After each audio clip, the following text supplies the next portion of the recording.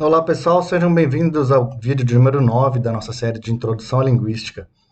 Hoje vamos falar um pouco sobre o gerativismo. Bom, a teoria gerativa surge nos Estados Unidos no final dos anos 50 e ela surge como uma oposição ao behaviorismo. Como a gente viu na aula anterior, o estruturalismo, e principalmente o estruturalismo norte-americano, tinha uma tendência muito behaviorista, né?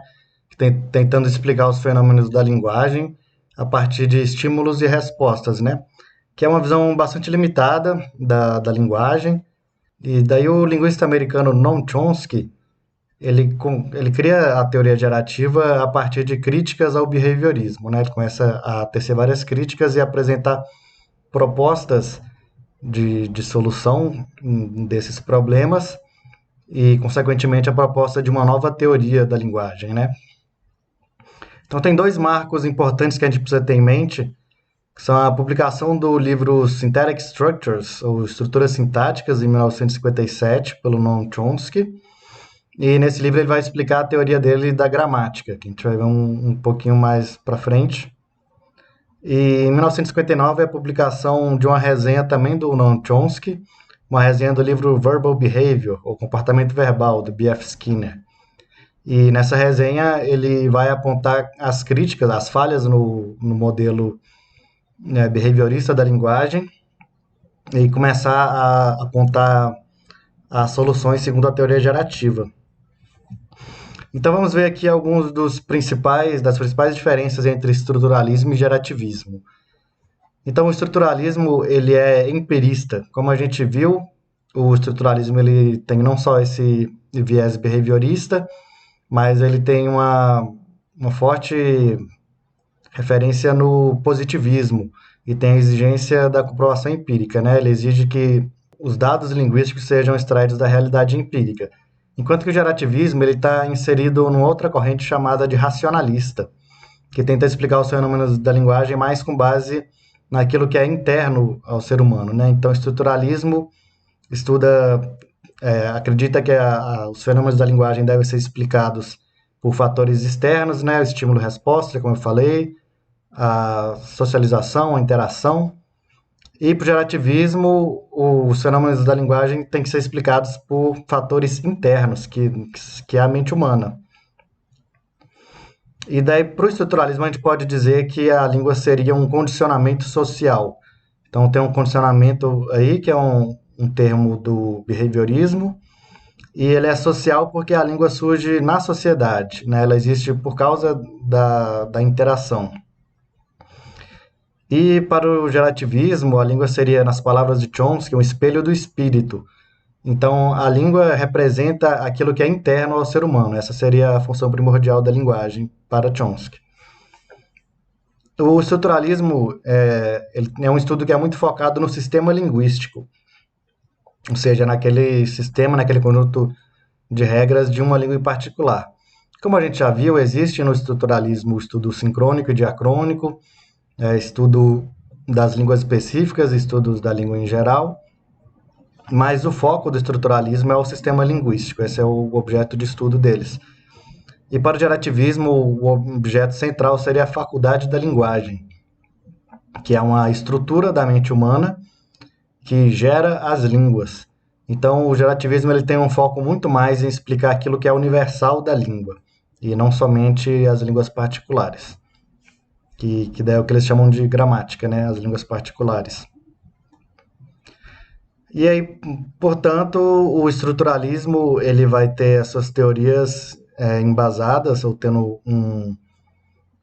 uma interseção também com outras áreas do conhecimento, principalmente a semiótica, né? As ciências da linguagem.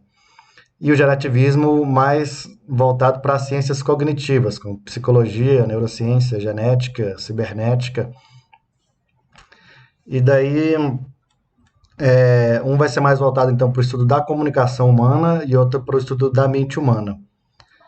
E outra das diferenças primordiais entre estruturalismo e gerativismo é a noção de intuição linguística. Então, a intuição é um termo que foi proposto por Chomsky e diz respeito à competência do falante de uma língua, né? Então, o falante de uma língua, ele tem internalizado as regras daquela língua, ele tem internalizado as regras gramaticais, da gramática particular e gramática geral, que a gente vai ver mais para frente. E por causa disso, ele teria uma intuição. Essa intuição permite a ele, por exemplo, identificar aquilo que é próprio ou não da língua, o que é possível e o que não é possível. E identificar também as regras que subjazem as regras da língua. Então, eu coloquei aqui alguns exemplos, porque esses são os exemplos do livro mesmo, o meu livro aqui, Manual de Linguística, né? E aí vamos dar uma olhada neles até para ver se faz sentido o que o autor traz aqui. Então, um dos exemplos de intuição linguística seria o critério de gramaticalidade. Você pega aqui os exemplos que ele dá de frases. Quantos livros você já escreveu? E daí essa é uma frase que é possível na língua portuguesa, uma frase que está presente. E daí ele coloca uma outra frase como sendo a gramatical, que é: que livro você conhece uma pessoa que escreveu? E daí o autor comenta que está claro para todos os falantes da língua que essa não é uma frase possível, ela é uma frase agramatical. Eu, sinceramente, não vejo qual o problema com essa frase. A gramática tradicional vai dizer que ela está errada, simplesmente, né? Mas a gramática gerativa vai tentar identificar se essa é uma frase que está prevista ou não na língua. E essa é uma construção, né, que eu vejo bastante, acho que é frequente. Acho que vai depender de uma pessoa para outra dizer se isso é ou não gramatical. Eu, particularmente, acho que é uma frase gramatical. Mas daí você pode ver como que a noção de intuição linguística ela não é tão absoluta assim, né? Mas é porque a gente está saindo daquela teoria behaviorista para uma noção mais racionalista.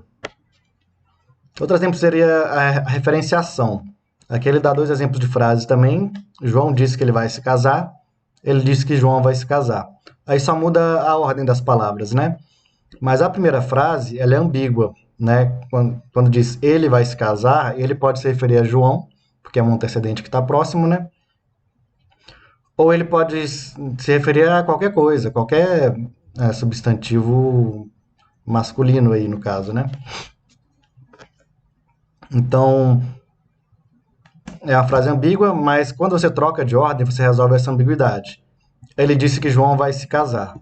Aí, nesse caso, você pode inferir que quem vai se casar é o João. E daí qualquer falante da língua, novamente, essa ideia de generalização, né? Qualquer falante da língua iria identificar que a frase de dois não é ambígua. E nessa parte aí eu concordo. Esse aqui seriam só alguns exemplos, eu estou passando bastante por alto, né? Mas é importante saber que a intuição linguística está relacionada com o conceito de competência. Para o gerativismo, competência é o conjunto de regras que o falante internaliza, são as regras da língua, né? Então, a competência é uma habilidade cognitiva, ela é intuitiva, inata, e a competência diz respeito ao que ele chama de falante ideal. Então, o Chomsky, ele opõe o conceito de competência ao conceito de desempenho. Desempenho seria aquilo que o falante efetivamente fala. E daí ele coloca que existem no desempenho os erros de desempenho, né? Que seria, existe uma língua ideal, que é prevista pela gramática, e existe aquilo que é realizado, que é o desempenho. Esse desempenho ele pode ter diferenças com relação ao que é previsto na gramática. Isso aí ele chama de erros de desempenho, né? E tal como no estruturalismo, existe no gerativismo a ideia de ter como objeto de estudo a competência, aquilo que é virtual na língua, né? O conjunto de regras. Então, o falante ideal seria aquele que não comete erros de desempenho. E aí, por meio da intuição também, o pesquisador ele pode criar sentenças. Ele pega as sentenças que ele considera gramaticais, usando a sua intuição, e aquelas sentenças ele pode estudar elas, ao invés de pegar os dados, extrair os dados da realidade, né, com entrevistas. Então, vai ter ambos os tipos de procedimento. O estruturalismo diz que isso não seria possível por conta de uma questão positivista, né? Você não pode inventar dados e dizer que eles correspondem à realidade. E para o gerativismo isso é possível por conta da intuição linguística. Então, esses dados criados, eles seriam os dados de falante ideal, porque eles não vão ter os erros de desempenho. E daí, como eu falei, a intuição do pesquisador pode ser considerada também como fonte de dados. E agora vamos para a noção de gramática, né? A gente já viu o conceito de gramática tradicional na primeira aula, mas o gerativismo ele vai trazer uma nova teoria de gramática, né? A gramática gerativa, também chamada de gramática transformacional. A gramática seria o conjunto de regras de uma língua. E essa gramática ela gera as sentenças da língua, por isso o gerativismo.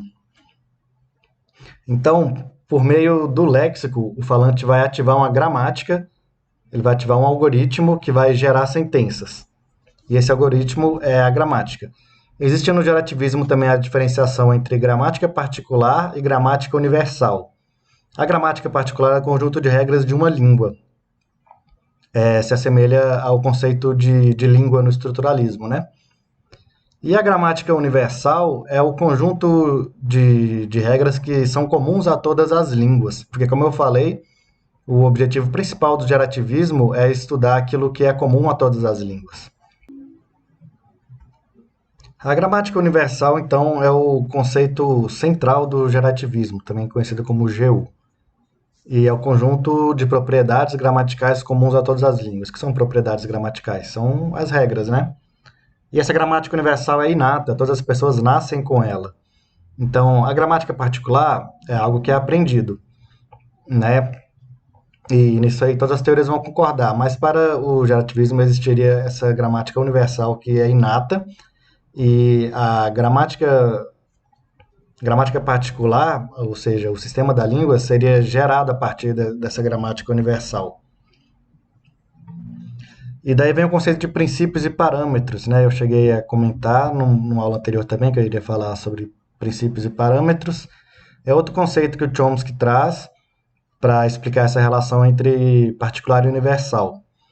Os princípios são as regras universais, é o conjunto de propriedades gramaticais que são comuns a todas as línguas.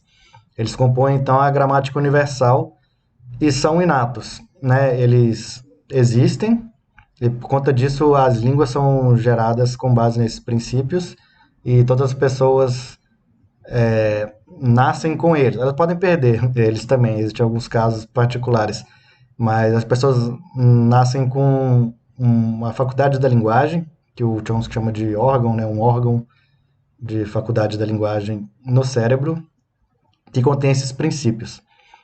E os parâmetros, se os princípios eles são contidos na gramática universal, os parâmetros são previstos pela gramática universal. Então, é uma série de lacunas que você vai preencher elas com mais ou menos. Mais quer dizer que o parâmetro está presente na língua e menos ele não está presente. Então, os princípios são uma lista de regras que está em todas as línguas, e o parâmetro é uma lista de regras que pode ou não estar na língua. E esses parâmetros são adquiridos, ou seja, a pessoa ela nasce com essa lista de regras e ela vai marcar positivo ou negativo para elas quando adquire a língua, né? Quando está aprendendo a língua materna. Bom, esse foi um resumo muito básico aqui da teoria gerativa, uma passagem por alto. Eu pensei aqui em passar um pouco da teoria sintática, das estruturas sintáticas, mas eu acho que isso não é necessário para um curso de introdução, né? Isso aí você vai acabar vendo em outros lugares. Se alguém quiser saber mais sobre essa questão das árvores sintáticas, das estruturas, da gramática gerativa, eu vou deixar um vídeo aqui, eu não sei se tem como eu colocar no card, senão eu vou colocar no comentário. Um vídeo aí sobre árvores gerativas, por quem entende melhor do assunto do que eu, né? Essas são as referências, e como eu citei esse livro aqui, o Manual de Linguística, que eu tenho usado nesse curso. E é isso, muito obrigado pela sua atenção, eu sou o Pacífico e até a próxima.